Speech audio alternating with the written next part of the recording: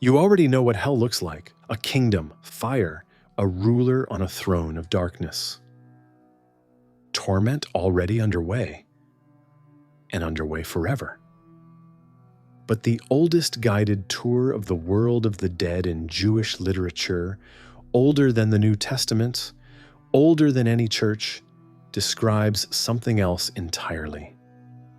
A great mountain in the west, hollowed into 4 chambers, smooth and deep and dark, not a kingdom, a holding system.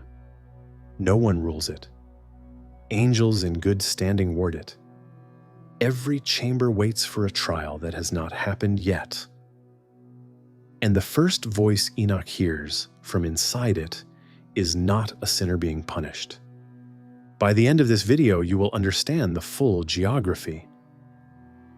The burning void, the prison of the angels, the 4 hollows of the dead, and the accursed valley outside Jerusalem. Which angel guides which station of the tour, and how a map this specific was replaced by the hell of the medieval imagination. If the oldest surviving map of the afterlife in this tradition contradicts the picture 2,000 years of art and preaching built, no ruler, no eternal present, a docket instead of a kingdom, then the question is not which picture is more frightening. The question is what was gained and what was erased when one replaced the other. And from inside the mountain of the dead, one voice reaches heaven. It has been speaking longer than any other voice in that mountain, since before the flood. Hold whose voice it is. Hold what it is asking for. The 20th chapter of 1st Enoch is a roster. Each archangel is named, and each name comes with a jurisdiction. And Uriel's is Tartarus. By the end of this chapter, you will understand that roster, the tour of the dead it organizes, and the 2 prisons the tour reaches at the edge of creation. First, the book itself. Briefly, because everything in this video turns on when it was written. The Book of the Watchers is the oldest major section of 1st Enoch, a Jewish work composed by the 3rd century BCE, at least 2 centuries before the New Testament, preserved complete in the Ethiopic tradition, in substantial Greek portions, and in Aramaic fragments among the Dead Sea Scrolls, physical copies older than Christianity. Its later chapters record a journey. The patriarch Enoch, the man Genesis says, walked with God and was not, for God took him, is carried by angels past the edges of the habitable world and shown the places human beings are not meant to see. By scholarly consensus, this is the earliest extended tour of the world of the dead in Jewish literature. The ancestor of a genre of guided descents that runs through the later apocalypses and arrives 2,000 years on at Dante following Virgil. And before its tour begins, the text does something no map of hell would ever do again. It publishes the staff list.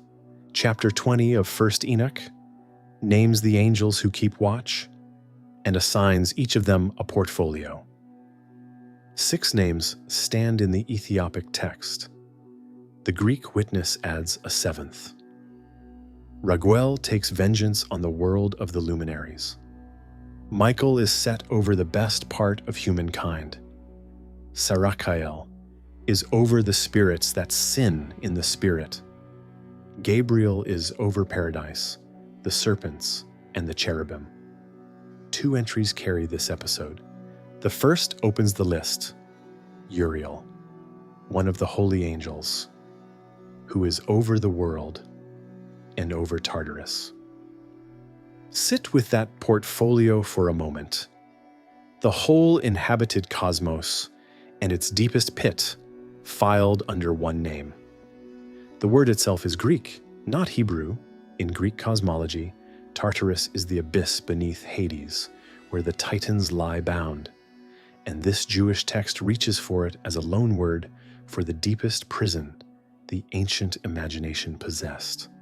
The second entry to hold is Raphael's, one of the holy angels, who is over the spirits of men. Keep that line within reach. It decides who narrates the most important station of this tour.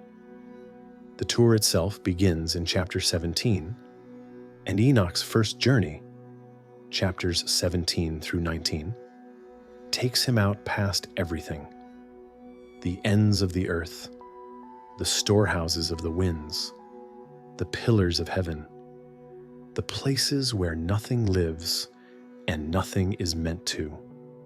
Kelly Coblentz Bouch, whose study of the geography of these chapters remains the standard treatment, reads the itinerary against its ancient Near Eastern background. The deathlands of the old cosmologies had always stood in the far west, where the sun goes down, and this tour walks a map that older traditions had already sketched. The point matters because of what it implies about tone. This is not fever dream, and it is not free invention. It is cosmology, a landscape described with the calm confidence of someone reporting infrastructure. The tour even has a grammar. At station after station, the sequence repeats. Enoch sees, Enoch fears or wonders, Enoch asks, and an angel answers, with a name, a function, and a term.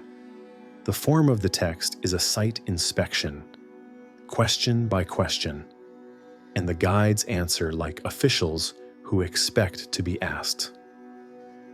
One station of that first journey needs only a paragraph here, because this channel has walked it before.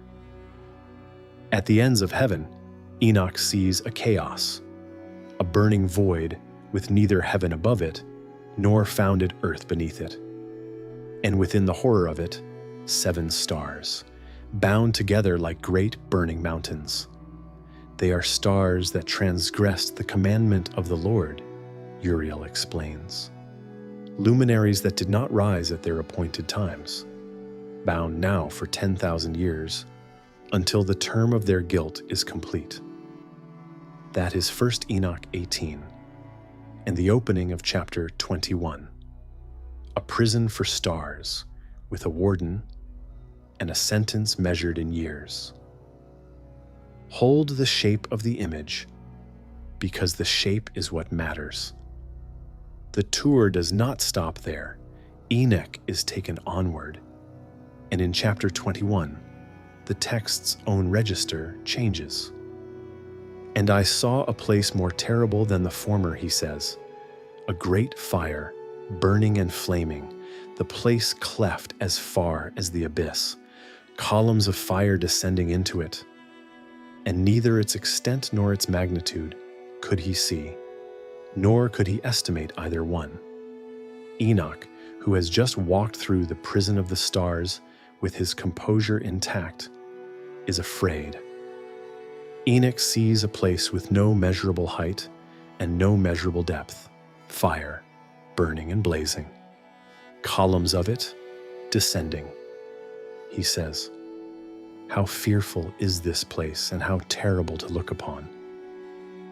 And Uriel answers him, "This place is the prison of the angels. Here they will be imprisoned forever, not punished yet, imprisoned." The sentence has not started. Only the waiting has. Read that scene the way the text presents it. The most terrifying place on the entire map is not administered by anyone inside it. It is explained calmly by name in answer to a question, by the angel whose portfolio it is. Uriel is not a prisoner here, and he is not a torturer. He is the warden of record, standing at the edge of his own jurisdiction, telling a frightened visitor what the facility is for. The prison of the stars and the prison of the angels are both his stations. It is Uriel who answers at each. And at both, he gives the same kind of answer: what the place is, who it holds, and what it is waiting for. That is this chapter's single claim, and everything in this video builds on it. The geography of 1st Enoch is jurisdictional. Every terrible place on this map has a name, a warden, and a docket. Nothing on it merely burns. And the tour is still descending.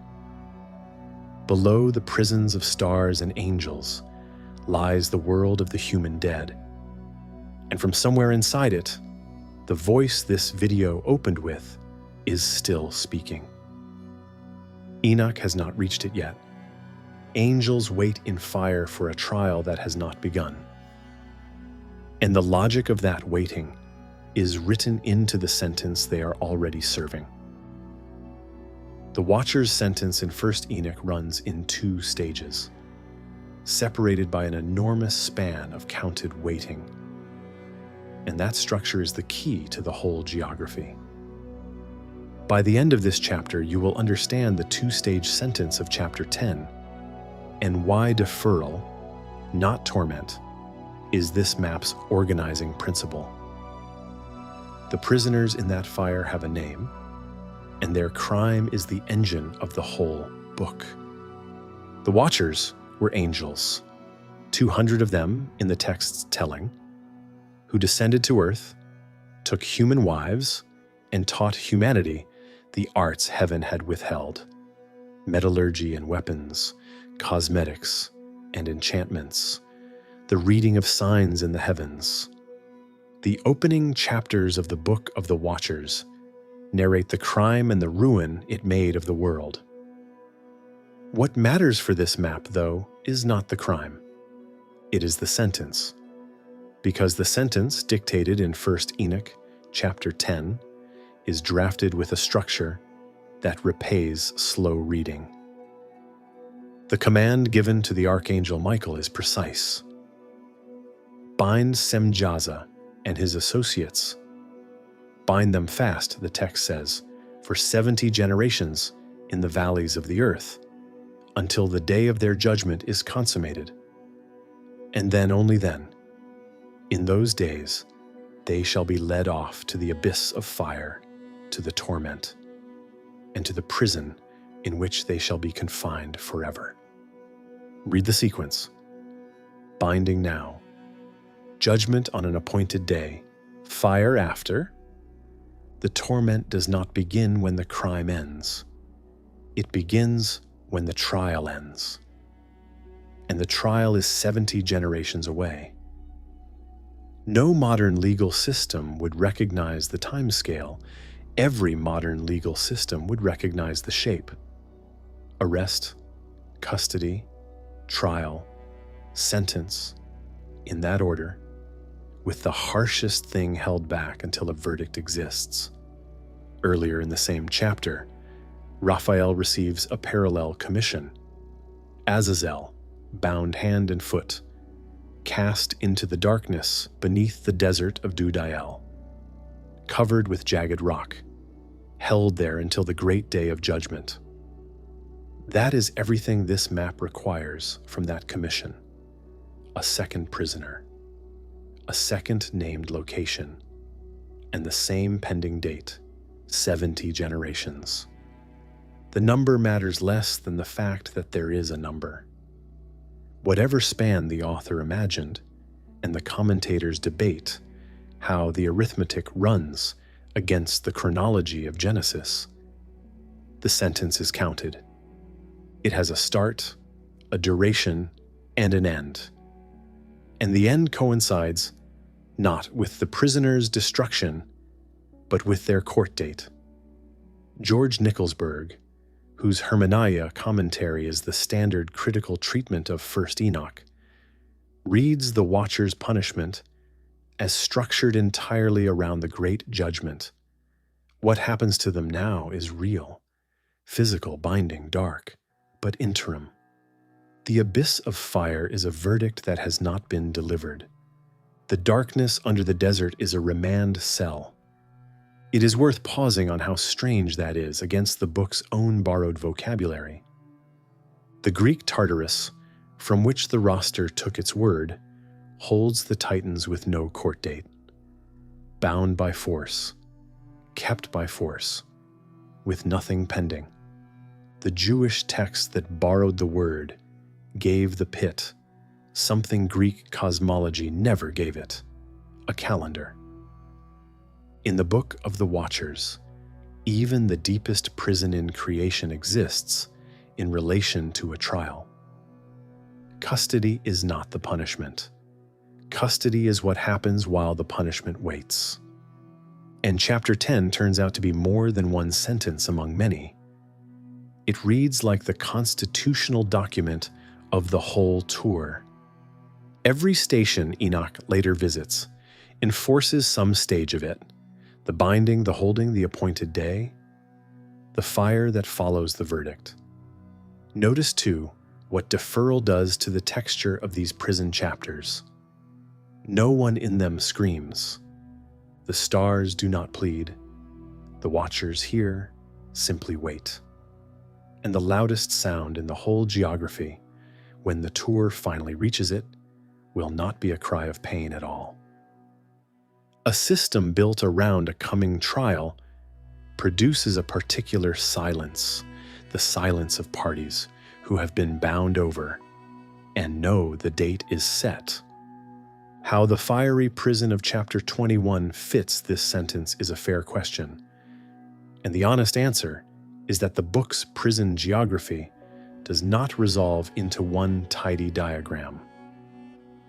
Whether the blazing place Enoch feared is the interim prison of the 70 generations, or a vision of the final abyss, is debated in the commentaries.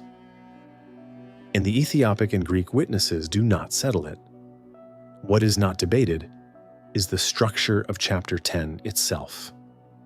2 stages, 1 trial, and an enormous counted wait standing between crime and consummation. This is the theology of deferral, and it organizes everything Enoch is shown. The Book of the Watchers belongs to a literature obsessed with schedules. Apocalyptic writing counts, divides, and appoints. It sorts history into weeks and generations and eras. And its world of the dead runs on the same clock. There is no eternal present anywhere on this map. Every location points forward to a date. The stars bound until their 10,000 years are complete. The angels held until the great day. Even the human dead, as the coming chapters will show, kept until their appointed period. Nothing here is finished. Punishment is real but provisional, and finality belongs to a single future event that has not yet occurred. So this chapter's one claim: Enochic punishment is custody before trial. The binding is real. The fire is real. The darkness under the rock is real. And none of it is the sentence. The sentence is still pending for every prisoner on the map. Nothing in this geography is final yet, except the waiting. But notice who the prisoners have been so far. A handful of stars, 200 angels, beings that fell from heaven and wait to answer to it. The mountain ahead of Enoch holds something else entirely. Human beings, every spirit that has ever left a body. And one of them has been addressing heaven directly since before the flood. A custody system for angels, running on a calendar. And the most available way to file all of this is as something you already own: the church's hell in Embryo. The case for reading this geography as the church's hell in Embryo has genuine textual support.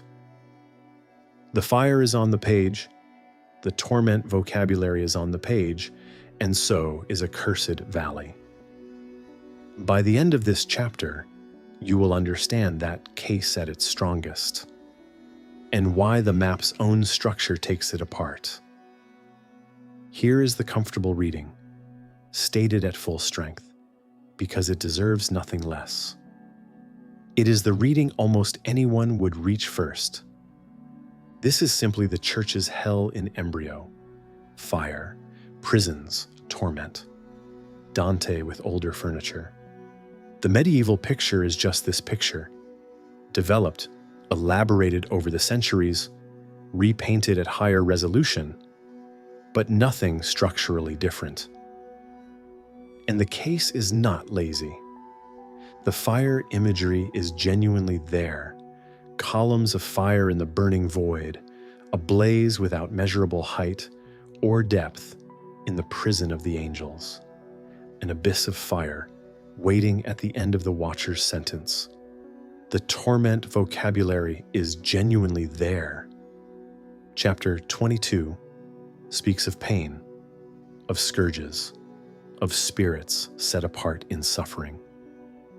And the Accursed Valley of chapter 27, a station this tour has not yet reached, genuinely stands early in the development that produced Gehenna, the word the Gospels use for final punishment. A reader who files all of this as hell's first draft is not inventing a single element. Everything is on the page. More than that, the later hell's own glossary reads like an index to this text. Tartarus is here. The valley behind Gehenna is here. The abyss of fire is here. When a map supplies the next 2,000 years with this much of its vocabulary, reading it as a first draft is not careless. It is the obvious move. The reflex is understandable for a simpler reason too. For most of us, fire simply means hell. The equation was installed early and reinforced for a lifetime. And a text this old, this strange, arrives with no picture of its own already in our heads. The inherited picture volunteers itself. And for over a century, popular treatments of First Enoch have accepted the volunteer, the book of the Watchers summarized, again and again, as the place where hell begins. This chapter is not mocking that summary. It is measuring it against the text. And one concession must be made before the dismantling begins, because the dismantling is worthless if it is not honest. One of the hollows in the mountain of the dead holds sinners whose spirits suffer now. Set apart, the text says, in great pain, before any judgment has been passed on them. Whatever this map is, it is not gentle. And no one should leave this chapter believing the book of the Watchers describes a comfortable afterlife. The question was never whether there is suffering on this map. The question is what kind of structure the suffering sits inside. So begin with the throne, because there isn't one. On this map, the places of punishment have no ruler. Every imprisoned being, star, angel, human spirit, is an inmate, and none of them is staff. The figure who runs hell in the later imagination, enthroned at its center, delegating its torments, is absent from this geography entirely. No one on this map administers a prison from inside it. The prisons are administered from above, by wardens who are angels in good standing, Uriel over the world and over Tartarus, Raphael over the spirits of men, each holding a named jurisdiction and answerable for it. A hell run by its most famous prisoner and a custody system run by heaven's own officers are not the same picture at two resolutions. They are opposite pictures. Second, the sentences are differentiated. The dead are not one crowd in one fire. Some of the dead await judgment. Some suffer now and will answer later. And of one class, the text says something the medieval picture cannot say of anyone, that they shall not be raised at all. For some, this map's most severe outcome is not eternal torment, but exclusion, a case closed without a resurrection. The passage is textually difficult, and the next chapter handles it with the caution the critical editions require. But on any reading of any witness, the dead are sorted. And sorting is the act of a filing system, not a kingdom. Kingdoms hold subjects. Filing systems hold cases. Third, and this is the feature the later tradition most completely erased, the same mountain that holds the condemned holds the righteous. One of its chambers is bright, and in it there is a spring of water. The waiting places of the blessed and the damned are not separate realms under separate management, one high and one low, one shining and one burning. They are chambers of one structure, cut into one rock, warded by one angel. Try to paint that. The medieval imagination never did. By the time the painters arrived, the blessed had been moved somewhere else entirely, and the mountain had been forgotten. Heaven and hell as separate countries is so deep an assumption that the text has to be read twice before the arrangement even registers. On this map, they are neighbors, walls apart under one warden's key. And fourth, the whole system runs on a calendar, not an eternity. The stars are bound for a counted term. The angels wait for a day that has been appointed and has not come. The dead are held, in the text's own phrase, until the day of their judgment. Everything on this map is pending. Nothing on it is final. A kingdom of torment does not have a docket. This map does. Even its most suffering chamber holds its dead until the great day. The pain is real, and it is still, in the text's grammar, an interim. State plainly then what the first 3 chapters have assembled. This geography is not the church's hell in Embryo. It is a custody system, wardens with named jurisdictions, differentiated holding, a 2-stage sentence, and a trial date that has not arrived. The second half of this video enters the mountain of the dead itself. It hears the voice that has been crying from inside it since before the flood. It walks the valley that gave the later tradition its word for hell. And then it follows what the tradition did to this map. Because the strangest feature of this map is not a chamber, it is a voice. And the tour is about to reach it.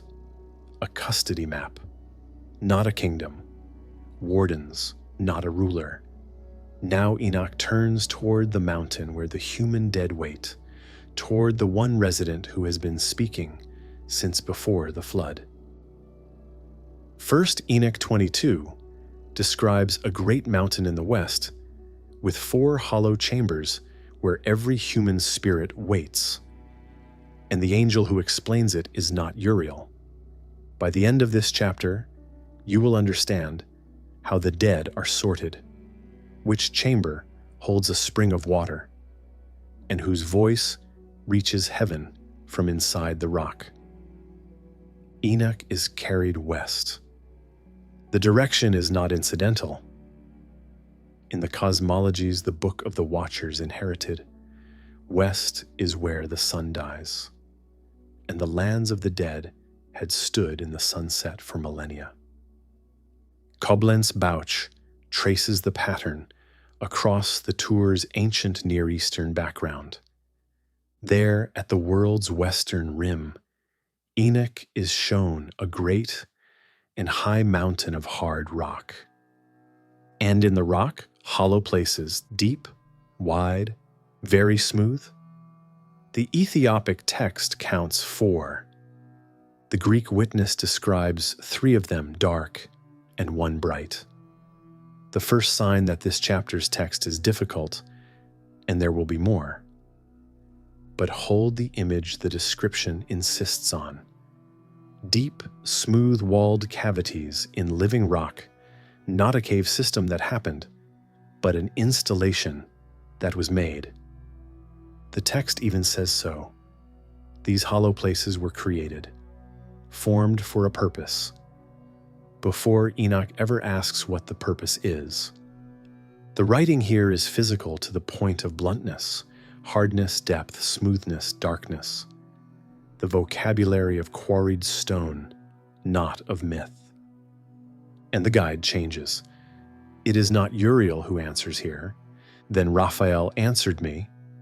The text says, one of the holy angels who was with me. And the roster of chapter 20 pays its debt. Raphael is the angel over the spirits of men. The dead are his district. And the text is consistent about the handover. Uriel holds the world in Tartarus, and the prisons of the stars and the angels are his stations. The mountain of the human dead is Raphael's to show. He explains its purpose in the plainest administrative language in the book.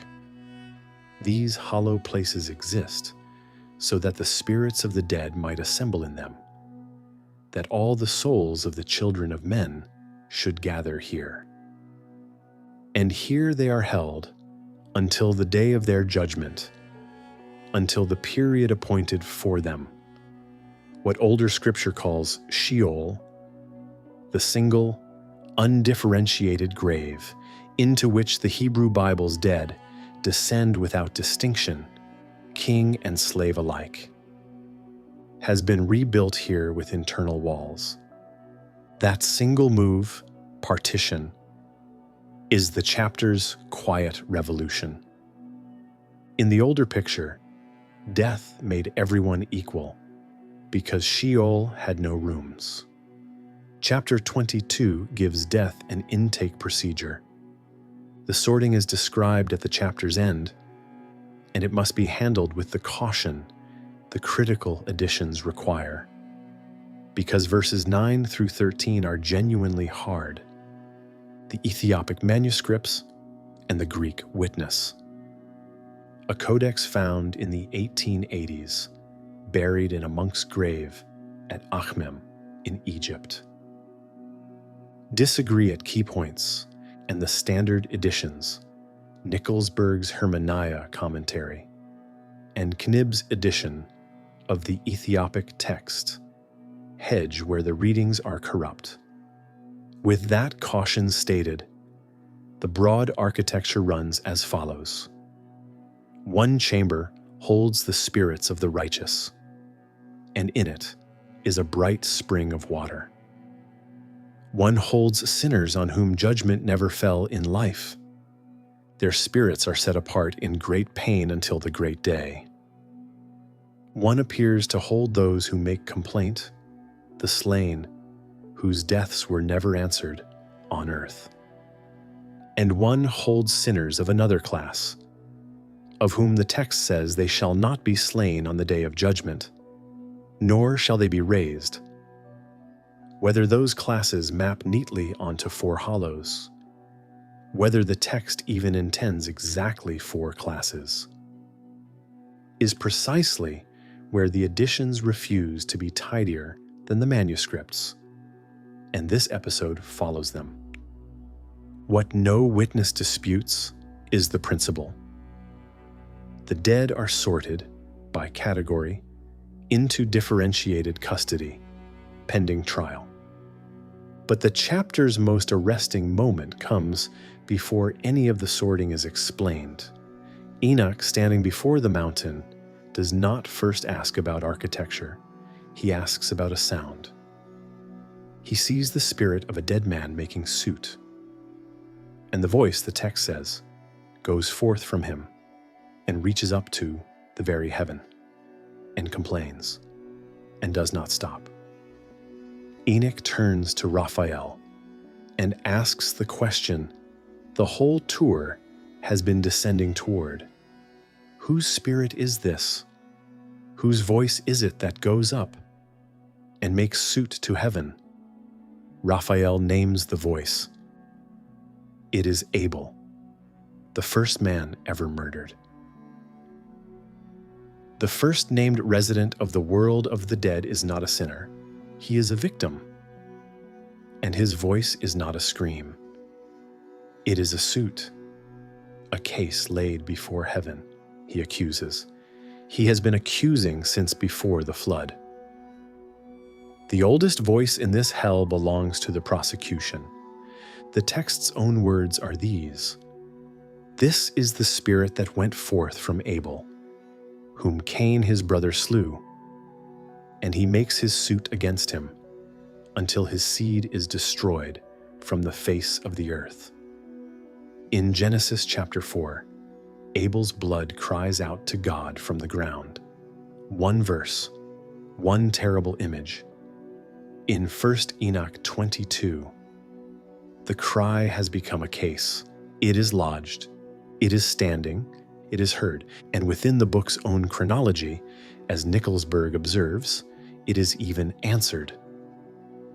The flood that is coming will scour the line of Cain from the earth, and the oldest complaint in the mountain will be satisfied by the first great judgment in history.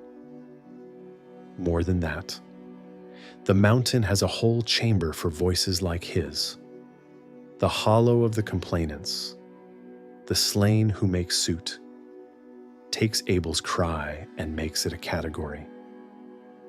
This structure does not merely store the dead, it processes grievance. And notice what kind of feature a voice is. Chambers, springs, walls, everything else in this mountain is architecture. The one thing in it that moves, the one thing that acts, is a complaint in progress. The text could have shown Enoch a monument to the first murder. It shows him an open file. One claim for this chapter, and it is the center of the episode. The mountain of the dead is a courtroom docket. Its chambers are holding categories. Its timeline is a trial calendar. And its first named resident is not a demon, not a tyrant, not a damned soul howling in fire. He is the prosecution's oldest witness. And heaven has been taking his testimony since before the flood.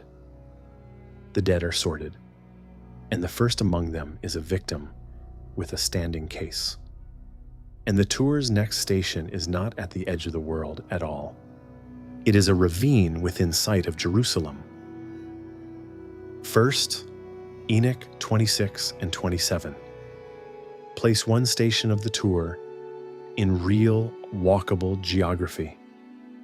A valley beside Jerusalem, cursed forever. By the end of this chapter, you will understand what the text says happens there, and how a physical ravine seeded the later tradition's word for hell. From the ends of the earth, the tour turns inward. In chapter 26, Enoch is brought to what the text calls the middle of the earth, and the register of the landscape changes completely. A blessed place, planted with living trees, a holy mountain, watercourses running beneath it. Readers ancient and modern have recognized the topography. This is Jerusalem, drawn without its name. The holy mountain read as Zion, the streams as its valleys. And the recognition matters, because until now, every station of this tour has stood past the edge of the habitable world, in country no traveler could reach.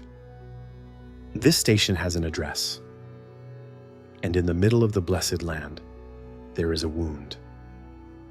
Between the sacred heights runs a deep, dry gorge, and Enoch, who has kept his composure through prisons of fire, stops at it and wonders, accursed cut in holy ground.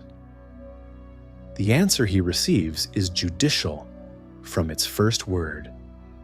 This accursed valley, the angel says, is for those who are accursed forever. Here shall all the accursed be gathered, and here shall be their place of judgment. And then the detail that separates this station from every other on the map. In the last days, the spectacle of righteous judgment shall be upon them in the presence of the righteous forever. Not concealed punishment at the rim of the world, public judgment beside the holy city, in full view of the just. The word to hold is spectacle. Everywhere else on this map, justice is sequestered. Prisons past the rim of the world, chambers sealed in rock. Here, justice is designed to be seen, and the audience is named, the righteous, watching. Whatever else that is, it is a claim about what judgment is for. The prisons at the world's edge are remote custody. This valley is an open court. The map, it turns out, contains both kinds of justice, and it places the public kind in the one location its readers could walk to. One honesty note on the guide. In Charles's classic text, the angel who answers at this station is Uriel, but the manuscripts vary at this verse, and the guide's name here is less secure than at the prisons. Now, the trajectory, and it must be labeled for exactly what it is, a scholarly reconstruction assembled across texts and centuries, not a claim the Book of the Watchers makes about itself. Scholars widely identify this valley with Gehenna, the Valley of Hinnom, curving along the southwest of ancient Jerusalem, a ravine you can stand in today. The Hebrew Bible remembers it darkly. 2 Kings chapter 23 records King Josiah defiling the Topheth there so that no one could pass a son or a daughter through the fire again. Jeremiah chapter 7 curses the place outright, promising days when it would be called the Valley of Slaughter. On the reconstruction the scholarship offers, that history is the raw material. Across the centuries after the Book of the Watchers, through Second Temple and early rabbinic literature, the place name hardened into a destination. Gehenna, the valley becoming Gehenna the fate, the word the Gospels reach for when they speak of final punishment.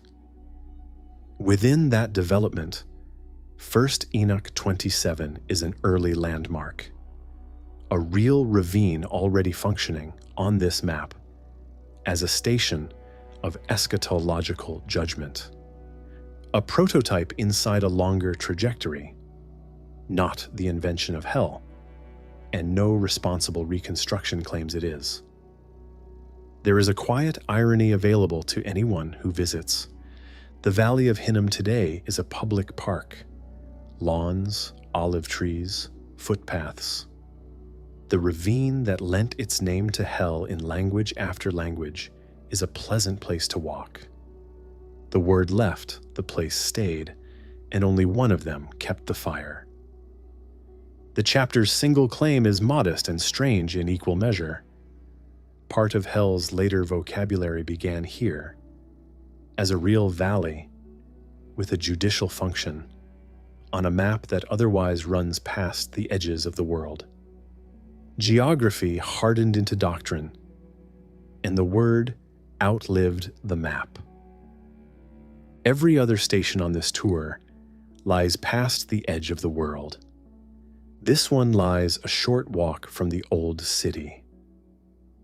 A map specific enough to include a ravine you can stand in today, And the tradition that inherited this map's vocabulary did not inherit its architecture. The New Testament's vocabulary for the angel's prison is Enochic. And the hell that developed afterwards inverted nearly every structural feature of the map it borrowed from. By the end of this chapter, you will understand what the later picture kept, what it replaced, and what the replacement cost. Follow the map forward in time, and the first thing you find is that the New Testament knows it. When 2 Peter chapter 2 says that God did not spare the angels when they sinned, but cast them into Tartarus. The Greek is a single verb, tartarosis, committing them to chains of gloomy darkness to be kept until the judgment. The consensus of modern commentators is that the verse stands squarely in the Enochic Watcher's tradition. Imprisonment now, judgment later. The same two-stage sentence this video traced in chapter 10. The Epistle of Jude draws on the same Enochic tradition. And that is the full extent of what this episode needs from either letter. But mark what the borrowing preserves. Where the New Testament touches the angel's prison, the Enochic structure arrives intact. Darkness now, judgment later. The sentence still pending. The two-stage logic of chapter 10 made the crossing. What happened to that logic afterwards is the rest of this chapter. What happened next happened slowly, over many centuries, and mostly outside the pages of Scripture. In preaching, in penitential manuals, in the tour of hell vision literature that multiplied through the Middle Ages, texts like the 12th century Vision of Tyndale, and above all in art, doom paintings spread across chancel arches, last judgment scenes carved over cathedral doors, the hell mouth built as working stage machinery for the mystery plays. Element by element, a different picture assembled itself on top of this one. A ruler was installed over the geography, the devil, who appears nowhere on the Enochic map as an administrator of anything, became in the popular imagination the king of hell, enthroned, presiding, delegating torments to a staff of demons. Torment moved into the present tense. The dead no longer waited for a day. They suffered now, and the now never ended. Eternity replaced the docket. The pending trial that organized every station of Enoch's tour dissolved, and with it, the legal architecture entire. No wardens, no categories, no calendar, only an everlasting present of punishment. And the sorting collapsed. The differentiated chambers became a single destination. When the Latin West eventually reinvented differentiation, it did so under another name, as purgatory absorbed the middle cases. But hell itself had become one kingdom. Even the location moved. Enoch's dead wait inside a mountain at the world's western rim, far away, reachable only by tour. The later hell sank beneath the floor of the world, directly underfoot, no longer a district you could be walked through, but a pit you fall into. And the Wardens vanished from the story altogether. The angels in good standing who kept these places were replaced, in the popular picture, by a staff of demons. The jailers rewritten as colleagues of the condemned. One distinction, stated once for precision: the formal doctrine of the churches, what councils actually defined, concerned hell's existence and its finality, and no council ever installed a ruler over it or described a throne. The kingdom, the king, the choreography of torments belong to the popular artistic and catechetical picture. And it is that picture, the 2,000 years of imagery built, that this map contradicts. By the time Dante drew his hell in the early 14th century, the replacement was complete. The Inferno is its masterpiece, not its origin. And Dante, more careful than the tradition he crowned, kept one detail the popular picture forgets. His Lucifer is not hell's ruler, but its deepest prisoner, fixed to the waist in ice at the bottom of the pit. Even at the summit of the medieval imagination, a trace of the older architecture shows through the paint. The great enemy as inmate, not king. And the gains of the replacement should be stated as plainly as its losses, because this was a development with reasons, not a plot. A hell in the present tense preaches. A ruler gives the picture a face. An eternal now gives it urgency. A single kingdom of the damned is simpler to paint, simpler to stage, and vastly simpler to fear. The custody map asks its audience to hold a legal structure in mind, jurisdictions, categories, a pending date, a distinction between holding and sentence. The kingdom asks only that they imagine fire. In a fresco, in a sermon, in a mystery play, performed for a crowd that could not read, one of those pictures wins every time. The replacement was not a conspiracy. It was a series of choices, each locally sensible, whose sum was the erasure of a map. Part of what made the overwriting possible is simple availability. The Book of the Watchers fell out of circulation in the Latin West across the early medieval centuries and survived complete only in Ethiopia. So for roughly 1,000 years, the imagination that was busy building hell had the fire and the vocabulary in front of it and did not have the map. So run the ledger. What the later hell kept of this map? The fire, the darkness, and the valley's name.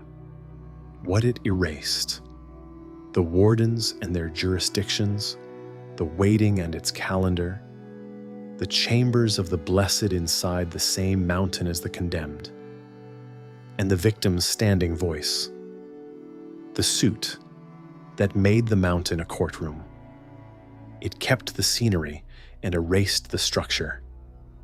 Ask what a viewer of a doom painting, kneeling under it in a parish church, could ever have guessed of wardens or hollows, or a victim's standing suit, and the scale of the overwriting becomes visible, which is why this chapter's claim is put the way it is.